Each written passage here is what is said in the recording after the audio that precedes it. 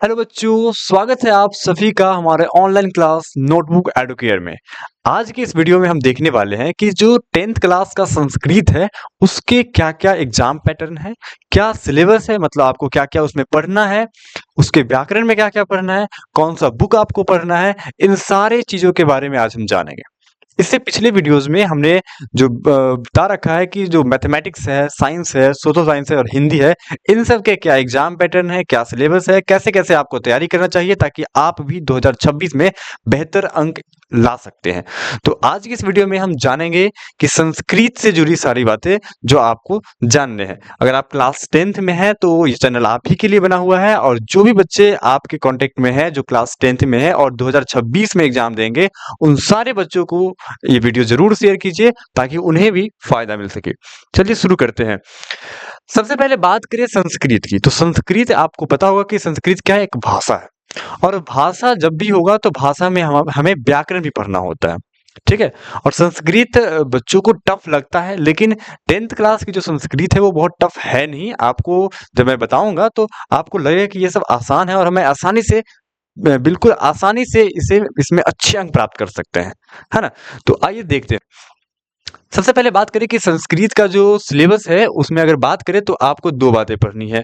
पहली बात है तो आपको पढ़ना है बुक और दूसरी बात आपको पढ़ना है व्याकरण। जो भी भाषा है, भाषा जो भी है उस सब में आपको व्याकरण भी पढ़ना होगा। चाहे वो हिंदी का हो तो इंग्लिश ग्रामर, हिंदी का हो तो हिंदी व्याकरण, इंग्लिश का होगा तो इंग्लिश ग्रामर। तो अगर बात करें संस्कृत का तो ये भी संस्कृत में आपको 2 पोर्शन पढ़ने हैं। फर्स्ट की आपको बुक पढ़ने हैं और बुक में आपको कौन सा पढ़ना है, ये पीयूषम भाग 2। पीयूषम भाग 2 9th क्लास में आपने पढ़ा होगा पीयूषम भाग 1, तो वो 9th क्लास की बुक है। ये 10th क्लास की बुक है पीयूषम भाग 2। और संस्कृत व्याकरण के लिए भी आपको एक बुक चाहिए। यदि आपके पास कोई बुक है तो कोई दिक्कत नहीं है, आगे आपको खरीदना नहीं चाहिए। अगर आपके पास कोई भी बुक नहीं है तो आप ये संस्कृत सहचर नाम का जो बुक है ये आप खरीद लेंगे तो आपके एग्जाम में बहुत मदद करेगा। हालांकि मैं अभी आपको बताऊंगा कि संस्कृत व्याकरण में क्या क्या चीजें पढ़नी है। और ये जो आपको बुक है, ये जो बुक है आपका वो एनसीईआरटी बुक नहीं है, ध्यान रखेंगे। ये बिहार सरकार के लिए जो मतलब Bihar state text book publication corporation limited के लिए जो बुक बनाई जाती है, बिहार सरकार अपने राज्य में जो भाषा के लिए बुक बनवाती है उस पब्लिकेशन का ये बुक है। तो ये एनसीईआरटी पे आपको नहीं मिलेगा। लेकिन आप जब नजदीकी बुक स्टोर पे जाएंगे या उसको बोलेंगे कि 10th क्लास का संस्कृत दीजिए बिहार बोर्ड के लिए, तो आपको यही बुक देगा पीयूषम भाग 2। तो उम्मीद है आप इतना समझ गए होंगे कि आपको संस्कृत में 2 बातें पढ़नी है। एक तो संस्कृत व्याकरण पढ़ना है, दूसरी बात कि आपको बुक पढ़ना है। ठीक है? तो बुक जो है वो आपका ये पीयूषम है और संस्कृत व्याकरण के लिए आप ये बुक ले सकते हैं, संस्कृत सहचर। उम्मीद है कि आप इतना समझ गए होंगे। अब बात करते हैं आगे। आपके पास जो बुक आएगा उस बुक में जो टोटल चैप्टर्स हैं वो 14 है। कितने? 14 चैप्टर्स आपको टोटल पढ़ने हैं और हर एक चैप्टर अपने आप में इंपॉर्टेंट है। हर एक चैप्टर से सवाल आते हैं, शॉर्ट शॉर्ट क्वेश्चन भी आते हैं और ऑब्जेक्टिव क्वेश्चन भी आते हैं। बुक का नाम आपको पहले से पता है, पीयूषम भाग 2। आपके लिए जो नोटबुक चाहिए, आपको जो नोटबुक चाहिए वो नोटबुक ध्यान रखेंगे। आपको जो नोटबुक चाहिए वो आप एक नोटबुक खरीद लेंगे। वो मतलब वैसा नोटबुक जिसमें कम से कम 100 पेज हो एटलीस्ट। क्योंकि आप जब 14 चैप्टर्स पढ़ेंगे तो इन 14 चैप्टर्स का जो शॉर्ट क्वेश्चन होगा, जो एमसीक्यूज होगा, तो एमसीक्यूज के लिए आपको मैं प्रैक्टिस कराऊंगा, लेकिन शॉर्ट क्वेश्चन आपको याद करना ही पड़ेगा समझने के बाद, सिलेबस पढ़ने के बाद। तो आप एक नोटबुक खरीदेंगे जिसमें इस सारे चैप्टर्स के शॉर्ट क्वेश्चन जो 2 नंबर वाले सवाल होते हैं उन सारे सवालों के आंसर लिखेंगे, क्वेश्चन और आंसर लिखेंगे। ठीक है? उम्मीद है कि आप इतना समझ गए होंगे कि आपको एक नोटबुक की आवश्यकता है। अगर बात करें कि संस्कृत का जो बुक है आपके पास, जो बुक आएगा पीयूषम भाग 2, उस पीयूषम भाग 2 में जो आपको पढ़ने हैं, टोटल कितने चैप्टर्स हैं? 14। सारे चैप्टर्स के नाम लिखे गए, एक बार मैं पढ़ के बता देता हूँ। पहला चैप्टर है आपका मंगलम, दूसरा है पाटलिपुत्र वैभवम, तीसरा है अलस कथा, चौथा है संस्कृत साहित्य लेखिका और पांचवा है भारत महिमा, छठा है भारतीय संस्कारा, सातवां है नीति श्लोका, आठवां है कर्मवीर कथा, नौवां है स्वामी दयानंद, 10वां है मंदाकिनी वर्णम, 11वां है व्याघ्रपति कथा और 12वां है कर्णश्य दानवीरता, और 13वां नंबर चैप्टर जो है 13 नंबर चैप्टर वो विश्व शांति है, और 14 नंबर और आखिरी चैप्टर आपकी क्लास का है वो है शास्त्रकारा। तो ये 14 चैप्टर्स आपको पढ़ने हैं, और हर चैप्टर अपने आप में इंपॉर्टेंट है। हर चैप्टर आपको इंपॉर्टेंट है, हर चैप्टर आपको पढ़ना चाहिए, क्योंकि क्वेश्चंस जो आते हैं वो हर चैप्टर से आते हैं। ठीक है, उम्मीद है आप इतना बात समझ गए होंगे कि ये सारा का सारा इंपॉर्टेंट है, यहां से लेके और यहां तक 14 के 14 चैप्टर इंपॉर्टेंट है। और इस 14 चैप्टर को पढ़ने में आपको एटलीस्ट कम से कम 14 क्लास करना होगा। 14 दिन की बात नहीं करें, 14 क्लास जब मैं पढ़ाऊंगा तो 14 क्लास और 14 चैप्टर खत्म, एक चैप्टर में एक दिन लग जाएगा। तो एक वीडियोज में एक चैप्टर कंप्लीट हो जाएगा, और हर चैप्टर से कई सारे सवाल आते हैं। कम से कम 2-3 अंक तो आ ही जाते हैं, है ना। हर चैप्टर से कम 2-3 ऑब्जेक्टिव आ ही जाते हैं। ओके, अब बात करूँ चैप्टर्स के बाद तो आते हैं संस्कृत व्याकरण पे। हिंदी व्याकरण का सिलेबस भी मैंने आपको बताया था, और आज बात कर रहे हैं संस्कृत व्याकरण में। तो संस्कृत व्याकरण की बहुत सारी टॉपिक्स आपको हिंदी व्याकरण से कवर हो जाएगा। जैसे जैसे अगर बात करें तो समास समास अगर आप हिंदी व्याकरण में पढ़ लोगे तो आपको संस्कृत व्याकरण में पढ़ने की कोई आवश्यकता नहीं है, मतलब लगभग वही आपको पढ़ना है। लिंग वहां पढ़ लोगे तो यहाँ काम आ जाएगा। यहाँ पे बहुत स्पेशल आपको पढ़ना चाहिए शब्द रूप, जिसमें लकार के बारे में, जिसको धातु रूप के रूप से भी जानते हैं, और वहां हिंदी व्याकरण का उपसर्ग और प्रत्यय यहाँ पे अलग है, तो आपको ये भी बहुत अच्छे से पढ़ना है। कुल मिला के आपको इतने टॉपिक्स कवर करने हैं। हिंदी में आपने पत्र आवेदन पत्र सीखा होगा, लेकिन संस्कृत में भी आपको आवेदन पत्र और पत्र आना चाहिए। ठीक है, क्योंकि इनसे भी सवाल आते हैं। हिंदी में आपने निबंध लिखना सीखा होगा, तो आपको संस्कृत में भी निबंध आता है, लेकिन उसको हम अनुच्छेद के रूप में, मतलब किताबों में अनुच्छेद के रूप में लिखा जाता है। आपको संधि वहां भी पढ़ना है, संधि यहाँ भी पढ़ना है, कारक वहां भी पढ़ना है, कारक यहाँ भी पढ़ना है, वचन वहां भी पढ़ना है, यहाँ भी पढ़ना है, पुरुष यहाँ भी वहां भी। तो इन इतने सारे ऐसे टॉपिक हैं जो आपको संस्कृत व्याकरण में पढ़ने हैं, और इतना अगर आप कंप्लीट कर लेते हैं तो संस्कृत व्याकरण के सारे सवाल आपसे बन जाएंगे।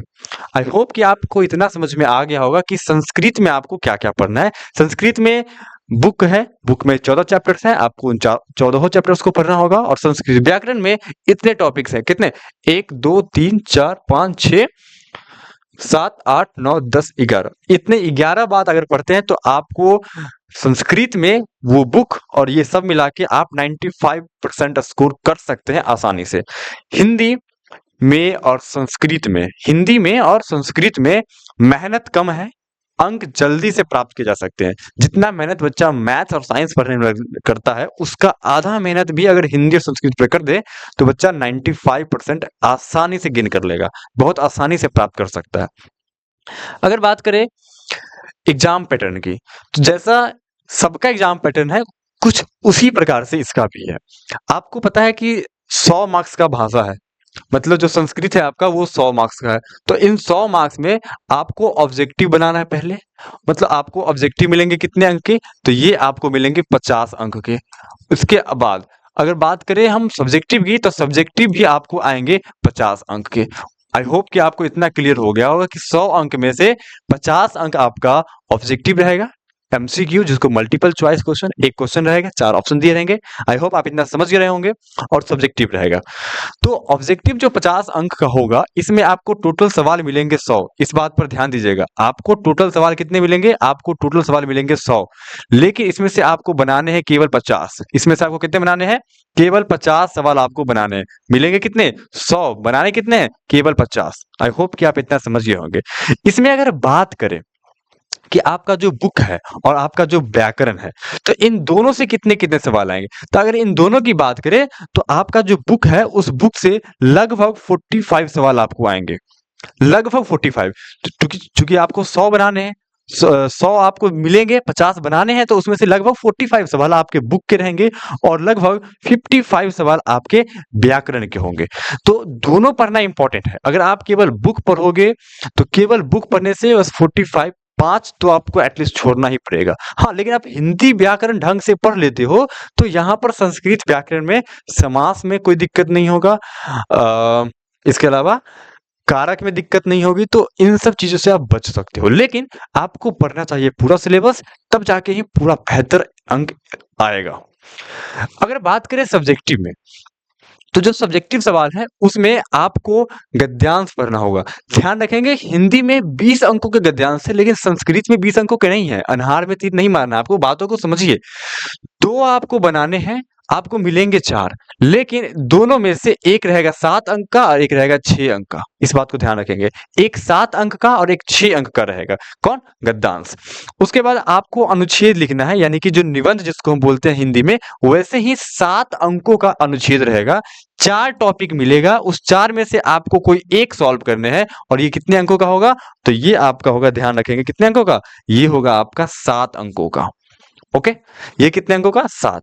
उसके बाद अगर बात करें पत्र का या आवेदन पत्र का, तो जो पत्र या आवेदन पत्र होगा, ये आपको 4 टॉपिक्स मिलेंगे, उनमें से आपको कोई 2 बनाने हैं और ये आपको प्रत्येक 4-4 अंक का होगा। तो ये कितने हो गए? 8 अंक का।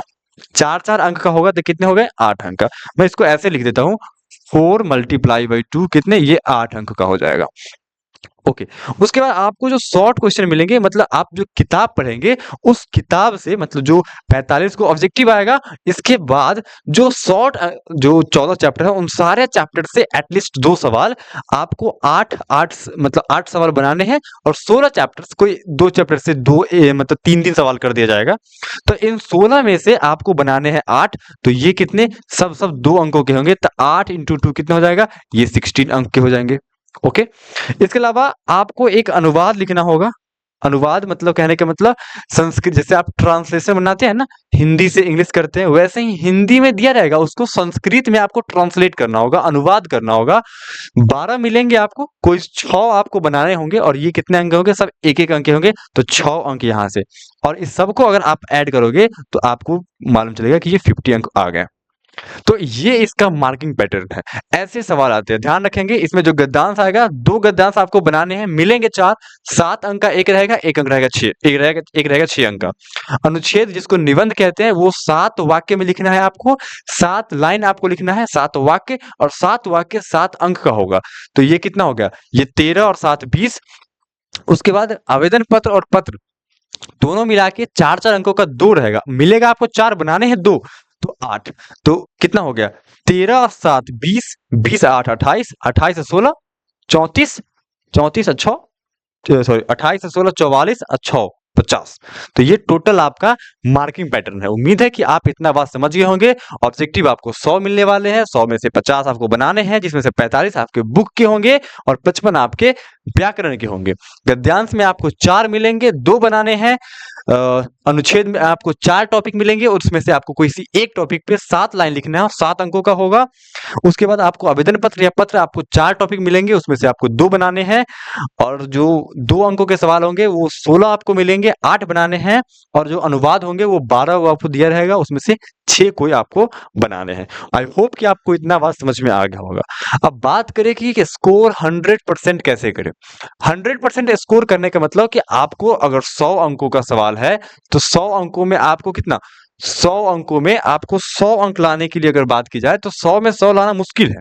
जैसे हिंदी भाषा में 100/100 लाना मुश्किल है, लेकिन आप इसमें 95% से प्लस स्कोर कर सकते हैं। 95% से स्कोर कहने का मतलब 96, 97, 98 तक ला सकते हैं, लेकिन 100/100 में मतलब समस्याएं हो सकती है, मतलब बहुत कम नहीं हो पाएगा, चांसेस कम है 100/100 करने के, लेकिन 95 प्लस आसानी से कर सकते हैं। इसके लिए मैंने आपको अभी जस्ट जो सिलेबस बताया है कि संस्कृत बुक का जो 14 चैप्टर है वो 14 चैप्टर आपको पढ़ना चाहिए, और संस्कृत व्याकरण के जो 5-7 जो टॉपिक थे, उन सारे टॉपिक्स को अगर आप पढ़ लेते हो, कोई नहीं रोक सकता है आपको, मतलब 95% रोकने से लिए। तो इसलिए सबसे पहले आपको इत्मीनान से, आपके पास पूरा साल भर का समय है, लेकिन ये समय धीरे धीरे खत्म होगा, इसलिए आप आज से ही अपनी तैयारी शुरू करें।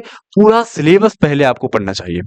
You have to read all syllabus, whole syllabus आपको पढ़ना चाहिए, और इस पूरा सिलेबस पढ़ने के बाद आपको रिवाइज करना चाहिए, रिवीजन आपको बार बार करना चाहिए, क्योंकि जितनी ज्यादा रिवीजन करोगे उतना ज्यादा तुम्हारी मेमोरी कैपेसिटी बढ़ेगी और याद करने की जो क्षमता बढ़ेगी, तभी जाके आपको एग्जाम में याद रहेगा सवाल, आप लिख पाओगे।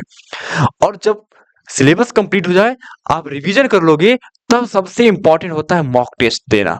मॉक टेस्ट कहने का मतलब आप समझ ही गए होंगे अब तक कि मॉक टेस्ट मतलब पूरे सिलेबस का एक टेस्ट पेपर होता है जिसको आप बार-बार लगाएँगे, मतलब बार-बार टेस्ट पेपर देंगे।